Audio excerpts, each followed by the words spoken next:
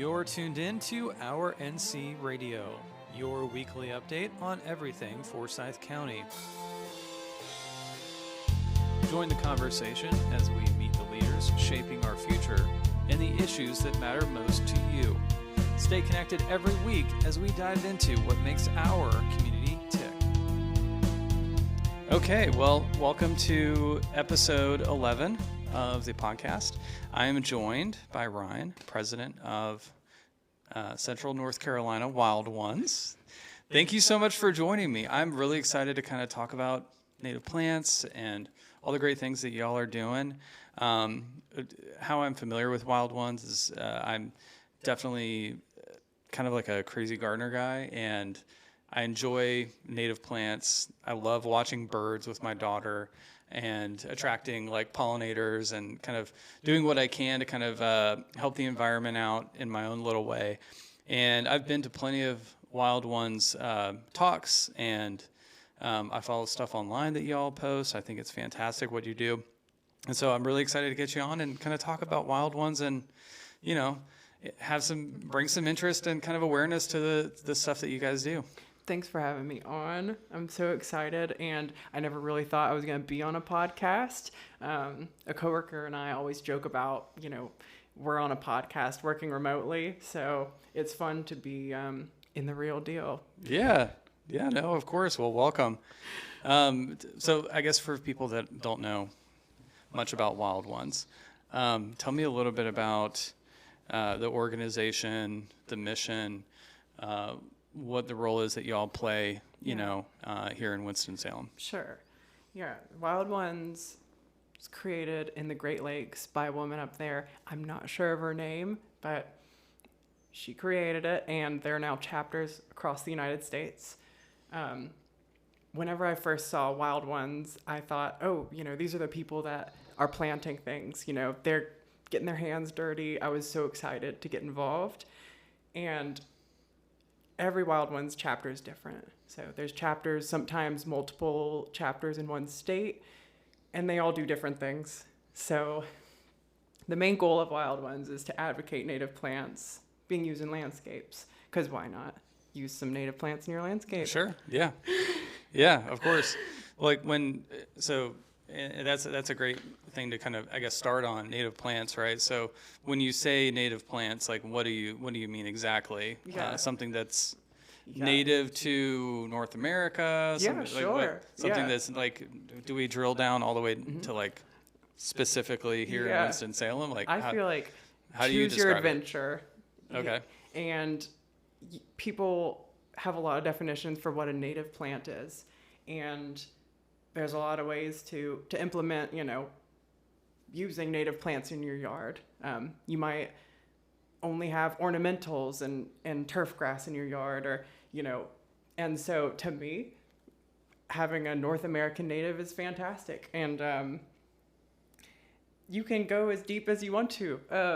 There's nurseries that provide plants that are specific to counties. Okay. Which is really cool. Yeah, that's awesome. You're preserving the heritage of that county and the plants that are found there. So I think that's really cool. But I don't think that you have to be perfect and have plants exactly from your county necessarily.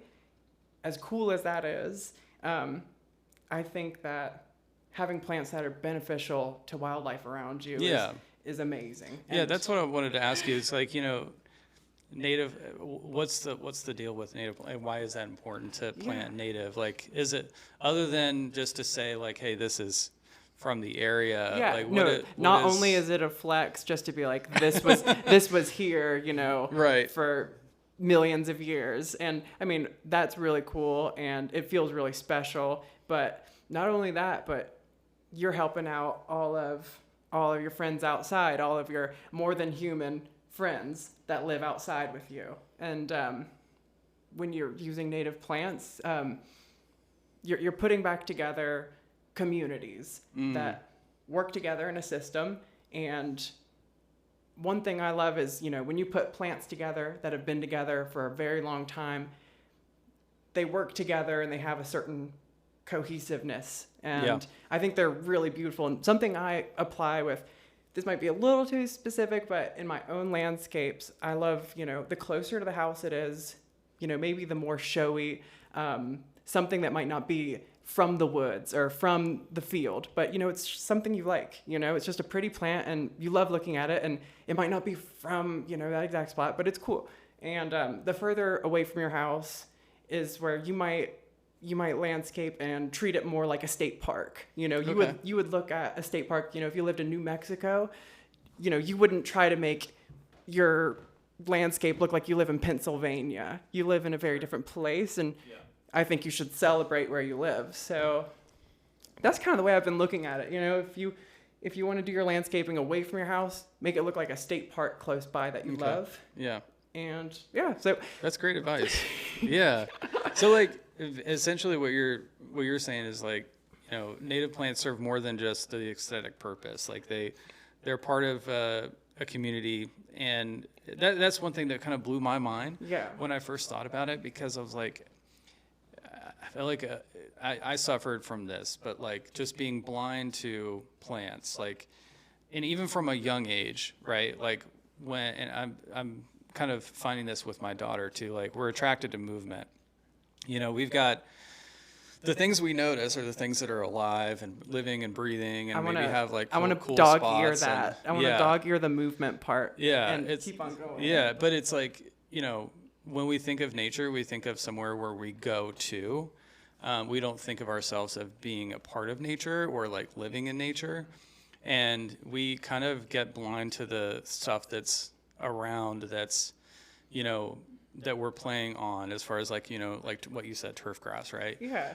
Or when you go to a park, like you think of like, I'm going to go walk on the trail, and I'm thinking about the trail, and you don't pay as much attention to the things that are around you that maybe aren't, like the plants. They definitely serve a purpose, and there's a lot of hidden benefits to planting native, in my opinion, just because I get to see, caterpillars. In the spring and summertime, I get to see more birds in my yard because the birds are attracted to the caterpillars, and they like to, nest with like the dead stuff that kind of falls off in the fall and in the winter and that kind of thing. Yeah. So I think it's so cool to, one, be aware of that, right? Because it's really hard to do because we have so many other things that we're paying attention to in the day-to-day basis. We just kind of think of our landscapes as like, how do we frame a house? Yeah, frame a house. You know what I mean? I think, I wanted to pin movement, and you also just mentioned the winter time and what you might see in the winter time. Yeah. And I think also you were talking about, native plantings not always, being there for aesthetics. Like maybe that, your purpose in it was for conservation. Yeah. But I am very interested in native plantings for aesthetics. I am obsessed with it. They're beautiful. They're beautiful. I see there's an aesthetic that's really popular in landscaping right now that kind of using Japanese maples, kind of bonsai, and it's this it's kind of like maybe it's Japanese look. It's a rock garden. Gorgeous. And they're really cool.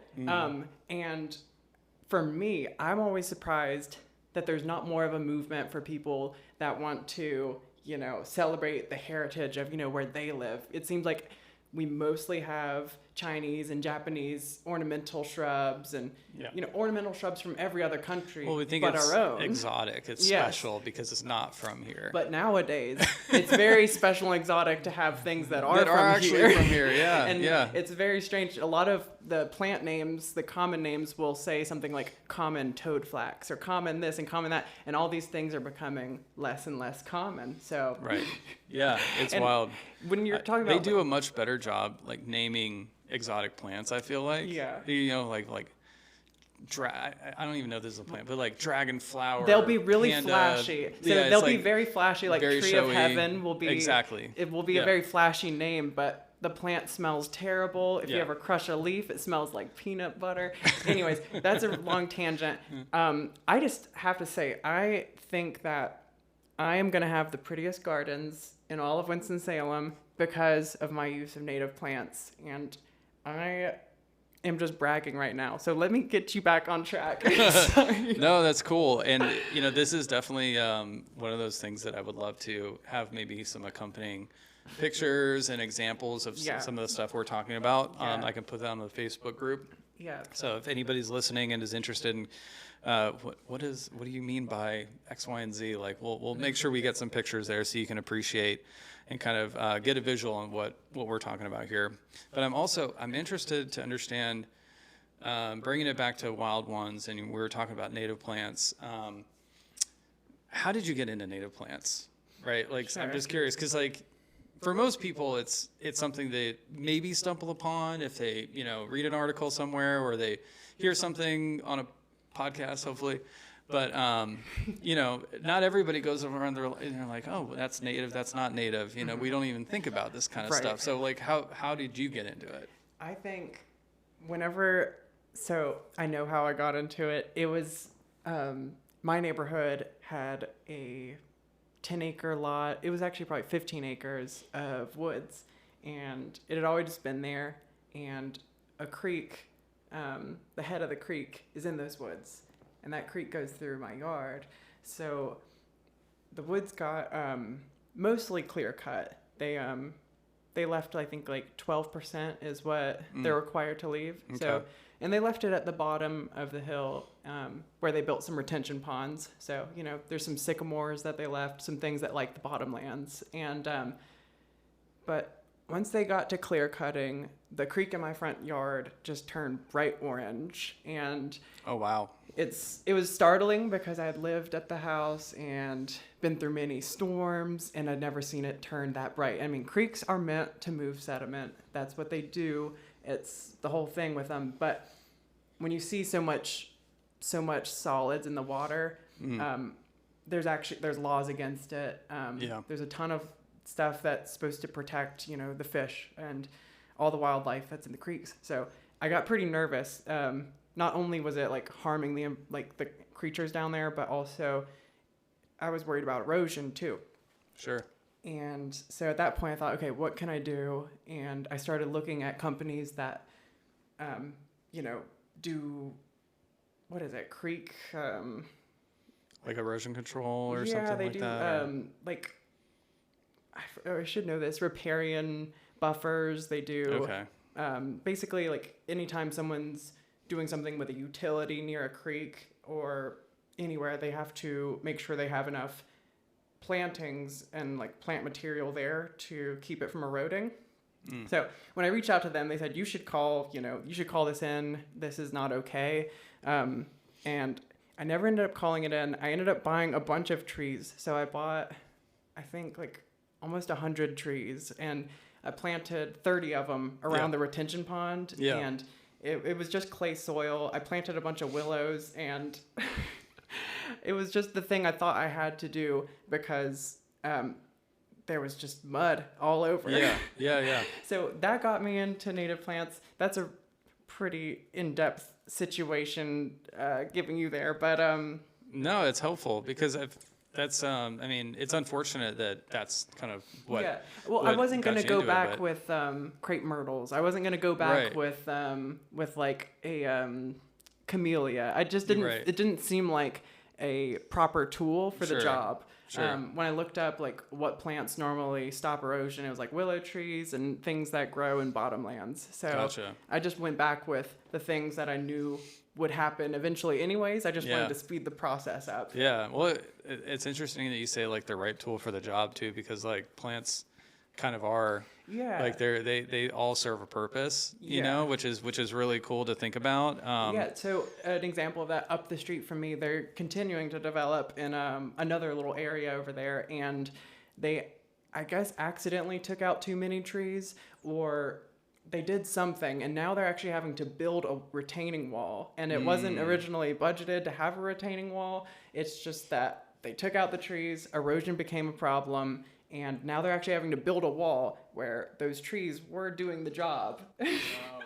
It's really disappointing. Yeah, it is. Yeah, it's it's unfortunate. I kind of cringe every time I drive by like a new subdevelopment and you have all this like, green space and They go straight to mitigation. There's a lot of things that you can do to work and keep this, from having these issues. And they don't take preventative measures. They don't leave up enough trees. They go, I've heard at talks where people are talking about there's steps, and companies will always just develop it, try to get a clean slate, and they go straight to mitigation. Okay, we'll just make sure that not soil doesn't run off, but they don't save anything that was there before. Right. And it's just the way that we're doing things right now. Yeah, and it's unfortunate. And how I kind of got into all of this is like, I grew up in Southern California, so it's a concrete jungle, basically in the middle of a desert.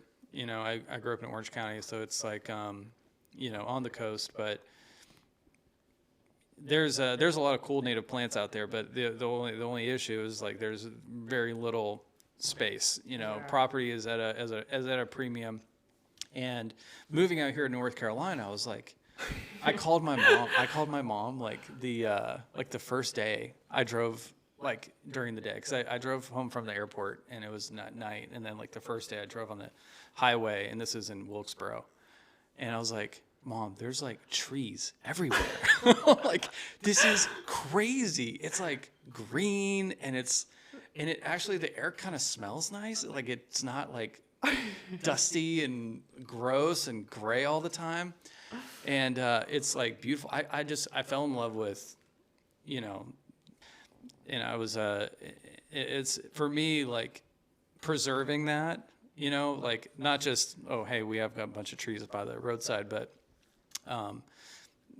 actually the roadsides end up being like pretty valuable. Yes, absolutely. But it just kind of got me thinking, like, we don't want people to come to Winston-Salem or come to North Carolina and feel like they're in every other big city. Yeah. There is something special about preserving the natural beauty that we have, and cherishing that and valuing that. And when I found Wild Ones and I started going to some of the talks and stuff like that, I was like, yes, this is kind of like right up my alley. Y'all are preaching my language. Yes. And native plants is such a huge thing. But there's a lot of like misinformation, I feel like, out there, especially when it comes to gardening, how to take care of your property, how to landscape. So I'd love to talk about maybe like what are some of those common misconceptions when it comes to native plants or landscaping just in general that we can share with the listeners. Yeah, I hear this one a lot, and in my gardens I include a species or a genus, Solidago, and most everyone knows that as goldenrod. Yeah.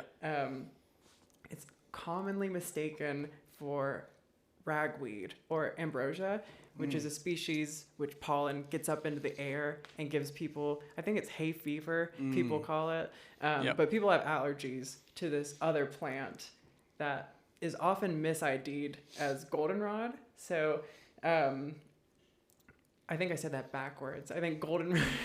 What is mis-ID'd as? Yeah. So, but anyway, Solidago or goldenrod is one of the most important species for pollinators. It's that yellow on the sides of the highway, and it's huge. It's everything for like the insects. They just love Solidago.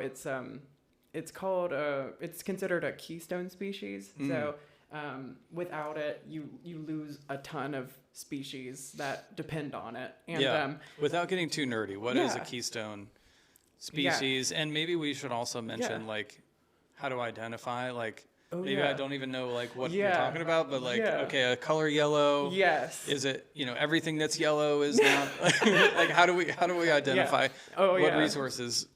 So as far as the keystone species part goes, I'm incapable of getting that nerdy because I think I've forgotten enough about it. But basically my understanding is in this case it's a plant that has so many different species that depend on it that when you remove it from an area, you stop seeing the other animals in that area. Well, that's a great way to put it. Yeah, and that's my small definition because I don't have a better one right now.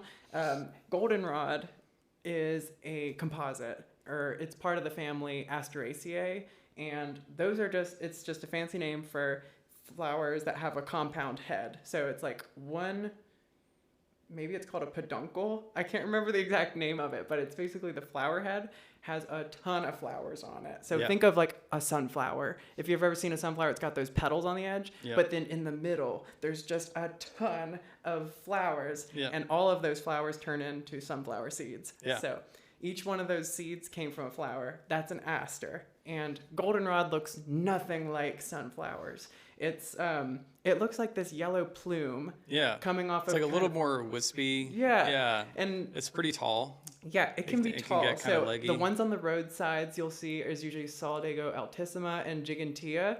I think altissima is also got the common name Canadian goldenrod, which is, you know, people all say that this one will take over everything, and I've heard from some landscape companies like in outside of Philadelphia where they're like, you know, if you have this in a pasture or something, that's going to be the dominant player in that landscape. So, you know, you might want to keep it in bounds. Gotcha. But there are so many species of Solidago. It is so cool.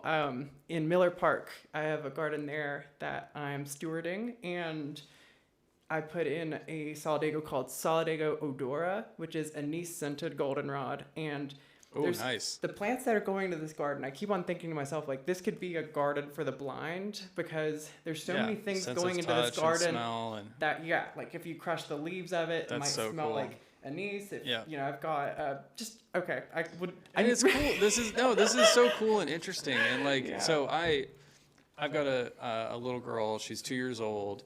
And, you know, I know there's a lot of folks out there that, you know, maybe you're a parent or you're taking care of a young one and you want to help kind of expose them. This is the perfect kind of thing. Listen, it grows back. You know, like, you're not going to ruin it. They can break things. They can pick a flower. They can smell it and, like, feel it and touch it and everything like that. And it's amazing just to see kind of their reaction, their appreciation for it. Like, once they kind of get exposed to this kind of thing. But you mentioned something I want to, before we gloss over, I want to definitely key in on this. The look and like the worry that like if I plant something like this that's native and it starts to spread, right? Isn't that considered invasive?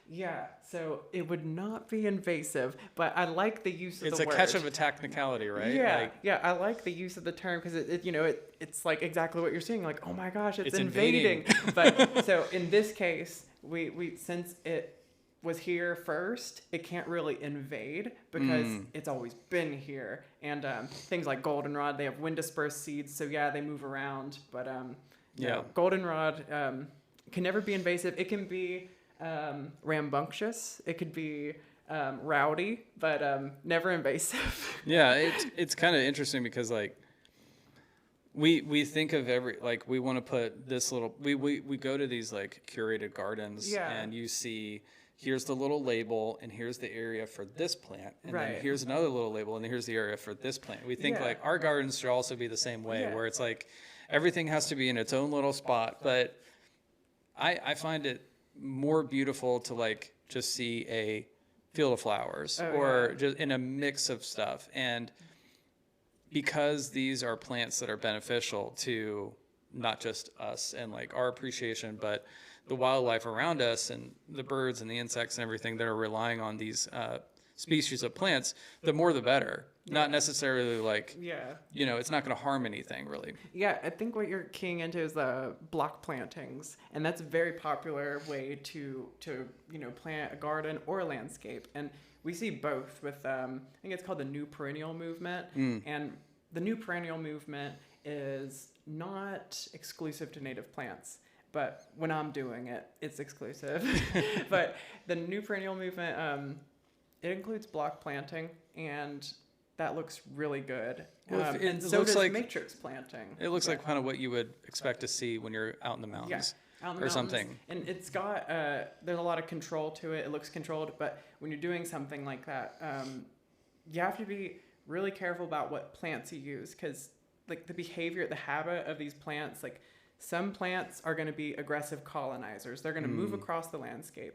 Some plants are, competitive clump forming plants. They're going to stay right where you put them, but they are going to be able to compete anything that's around them.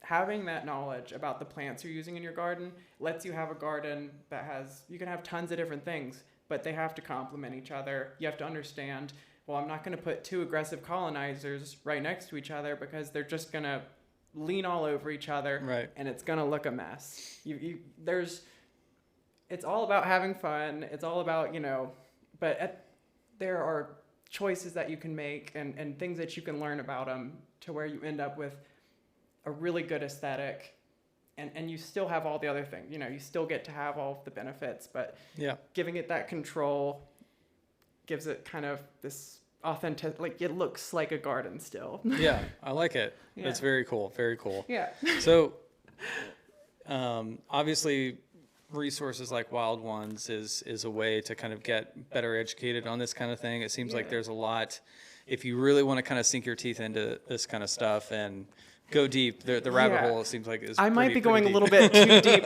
in the podcast. I apologize. No, you're good. You're good. I'm wired for it, but we cool. have programs from everything from mesophication. We've had programs on that in the past, something very scientific, to more practical things like winter sowing. Just you're getting started with your own garden. There are a lot of programs, and we've had a ton of talks, panel discussions. Just anything about native plants you can think of. We probably had something for it, and we've got more coming. It doesn't stop. Yeah, very cool. Very cool. We this year we're getting a little more practical. We've got parks that we're working. Well, actually, here, let me take a step back. I might be wrapping this thing up prematurely. No, you're good. Yeah? Yeah, go ahead. Okay. Well, we're working with Winston-Salem with the sustainability office. There's Keep Winston-Salem Beautiful. So typically we've got flower beds where nurseries will donate plants to it, and volunteers will plant the garden. And so this year we're going to be doing 4 of those gardens, and they'll be all native gardens with that are designed around fall and winter interest. So we're going to stand out from the rest of the crowd, and we're going to be looking our best in the winter time. That's really cool. That's really cool. Where are they? Where are these gardens? We have a park at Miller Park. Yep. We have a garden at Miller Park. We also have 4 other small gardens. One's at Quarry Park. One is at Bolton Park. Well, 2 are at Bolton Park. Okay. And then 4th one is at Old Town Park. Perfect. Okay. Yeah. Very cool. Very cool. So that kind of leads into some of these, some of the local projects. Yeah. When it comes, other than, garden spaces in a larger park, is there anything that we do, I say we, but Wild Ones does, to kind of advocate for using stuff like native plants in larger projects like, highways or, larger, like, stuff like that where like, you have NCDOT or you have, the Parks Department or something like that getting involved. What if anything is being done there? Yeah, right now I feel like I'm in a proof of concept phase, which is going to probably take 2 years to get through.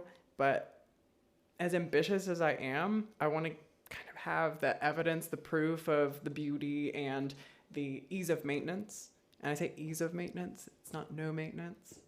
But perennial beds, I think, are a huge asset to the city. And I see them getting used in other municipalities. I expect Winston-Salem is going to be using them more and more. We have a demo garden, or we don't, but Winston-Salem has a demo garden that was installed by Bashavia Gardens that was used as a demo for the Natural Landscape Area Ordinance. So I see things heading in the right direction. Wild Ones, I would say that right now we are starting small. We're showing off the potential in gardens, but am obsessed with the idea of larger plantings in parks, and Yeah. that's why I got into this. I would love to see that. Yeah, And very cool. I'd love to make it easy for the city to include these. Yeah, yeah, awesome. I think there was a piece of legislation that kind of dictated that native plants are going to be used Oh, yeah. exclusively, or Yes, definitely wanting to be included. that's the way to put it. A piece of legislation, because I can't think of like if it's a law, an ordinance, but DOT. I know I voted for it. Yes. Whatever it was, like, well, maybe not voted for it, but I advocated for it. There was something that I think it was Ken Bridle Okay, yeah. mentioned in one of the Wild Ones meetings I went to a couple of, maybe it was last year or the year before, that it was like, hey, this piece of legislation is coming up. Yeah. Please, like, let your representatives know and that kind of thing. So I sent emails out, and it was something about if taxpayer dollars are going to be spent on doing some kind of a landscaping with, let's say, roadside or whatever, like, let's make sure that they're native plants instead of bringing in something that's invasive.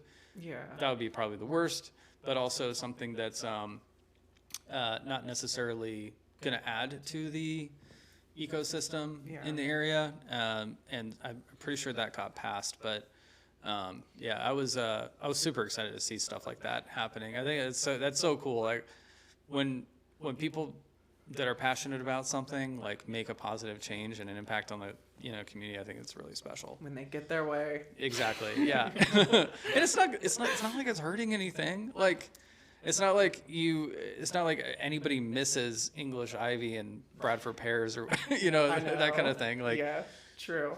Yeah, it's I would say a warning to anyone who's interested in this stuff, like, turn back now if you don't want to start noticing all of the English ivy growing on trees across Winston-Salem. oh my gosh.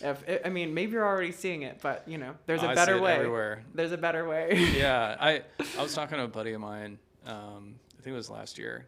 I took him to a Wild Ones talk, and he's not really into native plants or anything like that. But I was like, yeah, man. I was like, these invasive plants, like, they're crazy. Like, you start driving down the highway, and you're like, what is that green thing climbing up the oak tree, like, behind this house or whatever? Yeah. And it's in these areas that are not really managed.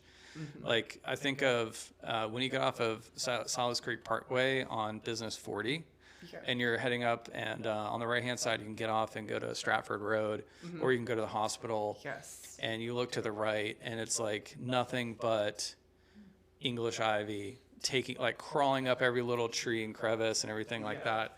Yeah. What are some of the dangers of, having plants like these in your landscape? Because I know people don't intentionally, put them there, but Yeah. what is an invasive plant? What is the Yeah. dangers of having something like that in your landscape? One of the dangers is at some point you'll want to remove it, and you'll get a quote that's for $1,200 per day to get it removed, and they won't give you any assurance of how many days it will take. It's incredibly expensive to remove basically any invasive plant.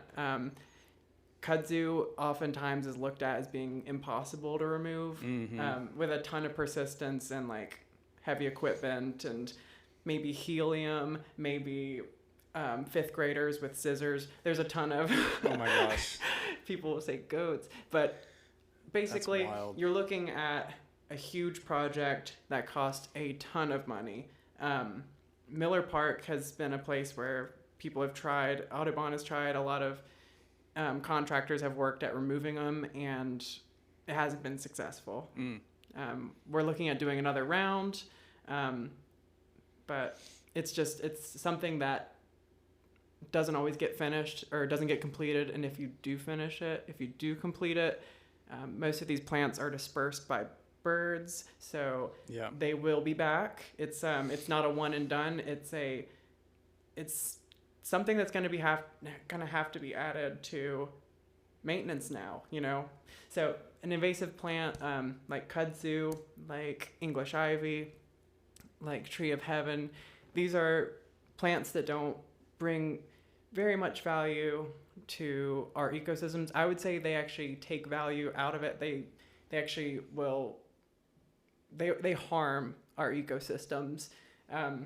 In that they still are trees and they still do, pull water from the ground and let it evaporate and do, tree stuff. But they don't do there's no reason to have one of those instead of a native Sure. plant that That- also, supports a ton of life. So Yeah. that's kind of my thing with the invasives is they don't give anything back and they only do the things that they do like they don't do anything more than a native plant. And Right. excuse me, my bad.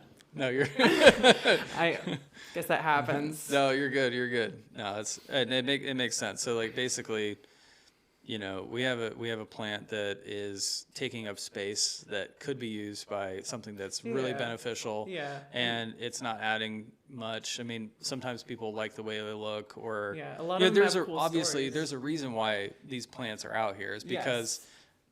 they're indestructible. Yeah. And we all have been at that point in our lives where like, okay, I want to get into, I want something low maintenance. Yeah. I don't want to worry about it. Yeah. I want to throw something in the ground and have it look pretty all the time. Yeah. And yes, I would say English ivy yeah. will do that. It'll always be green and it's going to cover the ground. So like it's not, it might as well be a weed, but at least you're not looking at weeds. Yeah. But there's definite downsides. And like, yes, maybe you have it in your yard, but like you said, birds carry seeds and there's some things that are self-seeding that, okay, the last person that lived at your property had a couple of these things and they managed them. And then all of a sudden the house was vacant for 6 months and the woodland behind your house now Yeah. also has it and nobody's taking it out. Yeah. And all of a sudden it's taking over. Okay, I was gonna say beware of your neighbors that offer you plants. A lot of times, gosh, yeah. the plants that your neighbor is going to offer you are oftentimes the most aggressive. Your liriope, your whatever, these plants that There's a reason why they always have extra. they have extra, and just think twice. Yeah. Like winter rose, what is that? Or winter creeper is a species of Eonymus. We have a really cool species of Eonymus americana, which is got a common name, strawberry bush or hearts of Burston. Yeah. Very cool tree, highly desired tree by deer. But the winter creeper is terrible. It's a terrible plant. People call it. I think there's maybe creeping jade. I think there's a lot of common names for it, but I think it's Eonymus fortunii is one to watch out for. Yeah. Well, good to know. Good to know. I want to take a break real quick, but I want to come back and I want to talk about here in Forsyth County, Piedmont Triad, like what are some things that we can kind of keep an eye out for. So stay tuned. We'll be back with Ryan here in a second to talk more native plants and also talk about some of the resources that you can access. All right, we're taking a quick break from the conversation with Ryan to come to you with some pretty important announcements. First of all, I want to say thank you for every single person that listens to the podcast, supports by following on our Spotify account and sharing it with friends and family, or just tuning in while you're driving to work or while you're doing dishes or you're hanging out outside with the family. I really, really do appreciate it. We just hit the 50 follower milestone on Spotify, which is fantastic. That happened over the weekend. And I just want to say thank you for everybody for helping me get there, and I'm looking forward to getting to 100 here pretty soon. That is definitely my next goal. So thank you so much for that. Also, I just launched our YouTube page. So if you're interested in listening to the podcast via YouTube, if you have like a YouTube premium subscription, consider going and subscribing to the YouTube page as well. Or if you know somebody that wants to check out the content over there, you're welcome to do that. I will be in the future, we'll be posting some video content, and eventually, hopefully way in the future, we'll be recording the podcast live via video and posting the full podcast and interviews on the YouTube page too. So I am looking forward to the future where things can go from there. Please, if you are enjoying the content, consider sharing it with friends and family. That's really the best way for us to continue to grow. and consider subscribing. I really do appreciate it. Lastly, I did open up a donation page. It's called Buy Me a Cup of Coffee. So if you want to do that, I've had a couple people reach out and offer financial support just to help. I'm saving up to get better equipment, so like a larger microphone, and I'm looking to do some things as far as like make it a little bit more guest friendly, maybe setting up a spot at the house to do this sort of thing and have people over. So if you do want to contribute financially in any way, there's a Buy Me a Cup of Coffee page that I'm going to post on my Facebook group, and small donations like $1, $5, $10 or whatever. Definitely no pressure, but if you do feel inclined to do that, I would be really appreciative. And that would, of course, go directly towards putting it back into the podcast to try to make it better, improve the quality, and over time, would love to, like I said, do a little bit better production and do some stuff with video as well. So consider doing that. Really appreciate it. And without further ado, let's get back into the interview with Ryan. That's okay. All right. Okay. So we're back. I have a question for you. Sure. Is there any plant or bird species that you know of that is endemic to the Piedmont Triad or Winston-Salem? Yes, there are a lot of species that are Okay. endemic. Yes, there are a lot of species that are endemic. So the Piedmont is really biologically rich. There's a ton of different diversity here, and you can look at apps like FloraQuest by Alan Weekly. Alan Weekly, yeah, Alan Weekly, and FloraQuest. Yep, FloraQuest, and you can dial it in to look at just the Piedmont, but it's FloraQuest of the Southeast is what you're going to look at, and there are flowers and plants that just grow in the Piedmont, and the plants don't know our state lines, but they do know, the mountains, the Piedmont, and everything. And one that comes to mind is a plant called Barbara's Buttons. I was out. Never heard of this. Yeah, so Barbara's Buttons is an aster like goldenrod, but it looks very different. It's a short plant with basal leaves, and it only grows in the Piedmont of Virginia, North Carolina, and South Carolina. I'm sure there's more plants that really are endemic to just North Carolina, but that probably would have to do with just, really specialized habitats that just happen to only be in North Carolina, like Venus flytraps, things like that. Those are, endemic to North Carolina. They're not to the Piedmont. They're to the coast. But very famous, and, right here. But, there's Sarracenia, like pitcher plants, those that live in the mountains. There's bogs with them, and I'm sure there's some places you can find Sarracenia in the Piedmont, but I'm just getting into this myself, so I couldn't tell you. So I have one. What do you have? So this I'm a big fan of Elderberry Farm and Garden. Okay. Up in Pofftown. Yes. There was I went over to see James, who's the owner of that place, and I was like, hey, is there any like cool like native plants that are just like here local, like that are native to the area? And he's like, yeah, I have a couple of them. The Schweinitz sunflower. Yeah. And he was telling me the story, and I'll just, for our listeners that don't know, sunflowers are awesome. They're amazing. And there is a gentleman that was a Moravian scientist. I think he was a priest. Came over when the Moravians kind of settled into the area in the 1700s.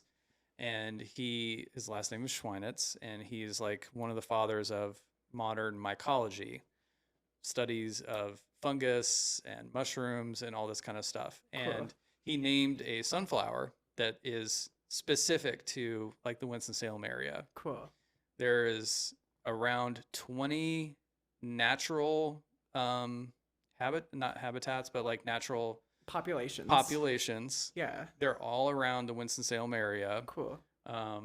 It's a very rare plant, and it's like specific to Winston-Salem. I was like, that is so freaking cool. So almost every nursery I've gone to with people that care about plants, Yeah.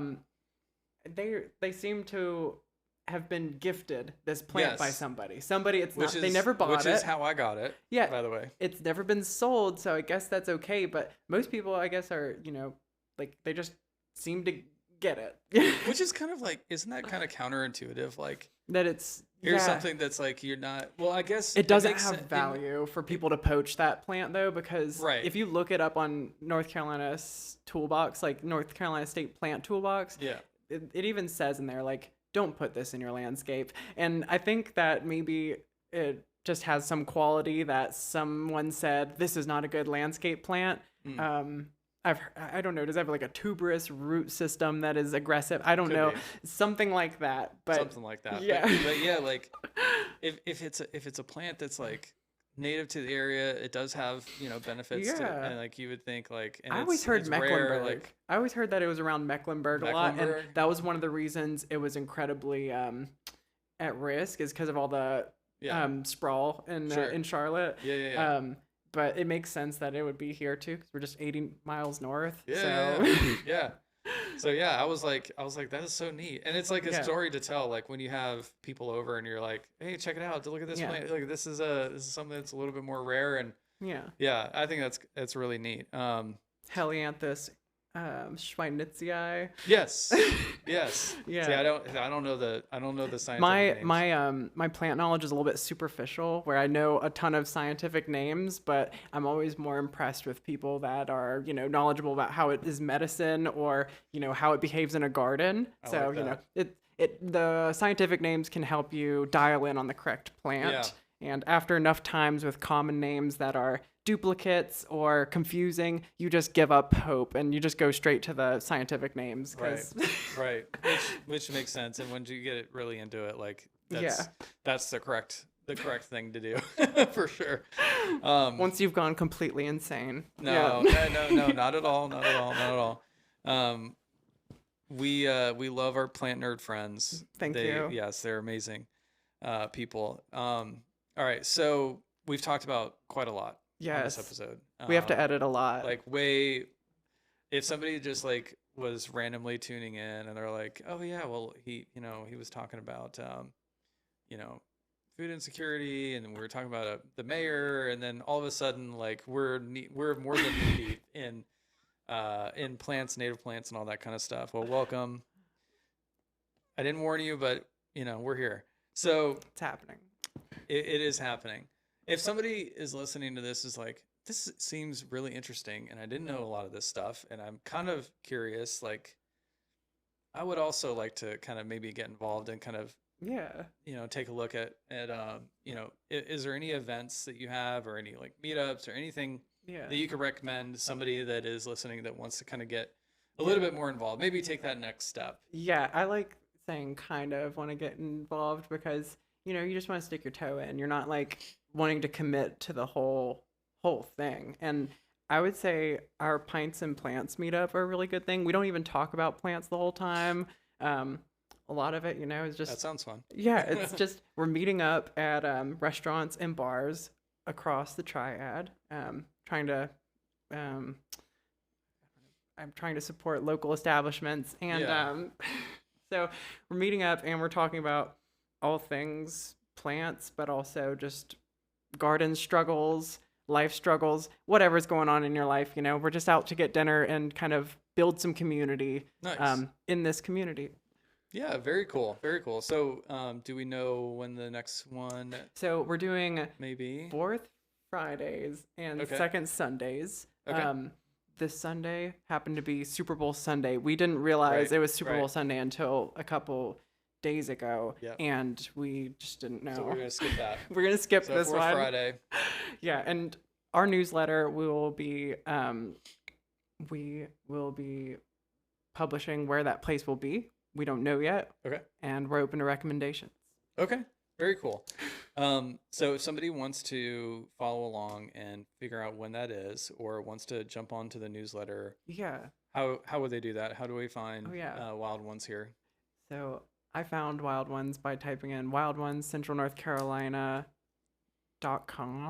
I think that'll get you there. And then if you scroll down to the bottom, there's join and there's register. Our website is it's kind of long. You just scroll down really fast and get down to the bottom, and you can get to the newsletter. And So we try to like register. yeah, maybe the register. newsletter. Yeah, because if you want a membership for a household, I think it's $40. But no pressure to become a member or anything. We're really just more interested in hearing, what you're going through and meeting up and building community. So Nice. yeah, just get out there. Very cool. I like it. So if somebody wants to, let's say, I know we're gonna probably be talking to you again in a couple of months when it gets a little bit warmer and people are starting to actually think about, planting out their gardens and that kind of thing. But is there any recommendations for places to go get more information about native plants, or places to buy native plants here? Yeah, I always have to plug Piedmont Native Plants in Rule Hall. Mm-hmm. My favorite nursery by far. They have local ecotypes from Stokes County and from Forsyth County, mostly Very cool. Forsyth County. So Allison is from Texas. She's got Dr. Northrup, is from Texas, and she knows so much, despite her only being here for a few years. So definitely go visit her. She's a fantastic resource and person. I also have to say Frank's perennial border, incredible. I don't know how he does it. Like, it's just like all of his plants are so healthy and happy, vibrant, and he has a huge selection. The people there are incredibly helpful, and I just maybe don't go there if you're an addictive personality. They are very kind, and you're gonna have a great time and probably spend a lot of money on plants. So just if you be careful going there. Where is Frank's? That is Clemensville Road, I think. It's if you're at Forsyth Tech or on South Creek and you go down Ebert, you just go down Ebert until you get to the gas station, you turn left, and Frank's is like a mile down the road on the right. Okay, so we've got the rural hall. Yeah. We've got right down in Winston. Yeah, and Lexington. Cool. Also, if you're looking for trees and shrubs, you got to go to Harp. Or Frank's too. Actually, Frank has a ton of like vaccinium, or he has viburnum. Yeah. He's got some inkberry hollies. He's got a wide selection of shrubs too. I love viburnums. But Harp is habitat assessment and restoration professionals. They're down in Lexington, or their office is in Charlotte, but their nursery's in Lexington. I think if you're willing to spend $200 maybe with your sister, your neighbor, or whoever else is gardening with you, you can buy your trees and shrubs wholesale. So you can buy them, at $5 a pop, and you're looking at, something in a gallon container. Huge selection of native shrubs and trees. I like it. Yeah. That is super cool. Yeah, and they're very knowledgeable as well. They do the creek restorations. I couldn't think of that earlier. I like it. Yeah, that was what we were talking about early. Yep. Very cool. Awesome. Well, I mean, I had a lot of fun talking with you, and thank you. Yeah, I had a bunch of fun enjoyed my time, and I hope everybody listening feels like they got a little nugget out of this. There's so much to learn when it comes to landscaping, and this podcast is all about Forsyth County, the community, improving the area, and I definitely feel like planting the proper stuff, being aware of our impact on the environment here is going to keep us looking great, keep the area welcoming, and we don't want to sterilize this place. We want to kind of celebrate it. Yeah, and keep it wild, right? Awesome. Well, yeah, I appreciate you coming on, and I'm looking forward to the next time. Thank you, David. Awesome. Can't wait. Thank you, as always, for listening to Our NC Radio. Our intro and outro music is done by Def Cross, and the views and opinions, those expressed by our guests, are not necessarily those of the show. Reach out to ourncradio@gmail.com with any questions and business inquiries.